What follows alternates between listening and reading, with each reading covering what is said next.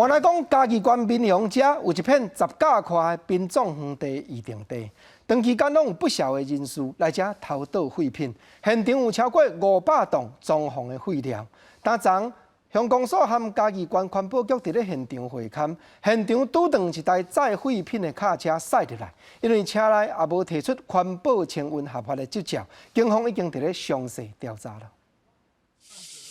警察挡伫咧大卡车头前，车顶拢是装潢拆落来废弃物。嘉义县民雄乡一位10公顷的乡公所殡葬预定地，长期予人偷盗粪扫。环保局按算，现场大约有500栋左右的粪扫，大部分拢是装潢废弃物。因为遐可能是有人咧放火烧，所以有臭味，遐引起，也无遐足偏僻的。理论上无啥人去到遐。阮之前看，听讲遐是本来有一个高低差的迄个算山小山坎啊，遐正看起来已经用要囤差不多6成左右啊。阮 初步判断的话吼，伊遐正查了应该有40-50架车的大牛的量啊，所以以重量来算，差不多将近500吨。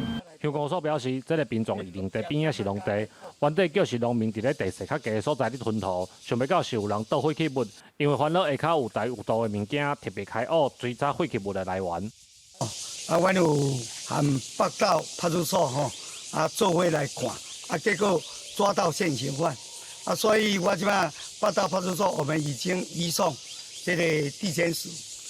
检察官呢，已经指挥检察官前案底下来侦查。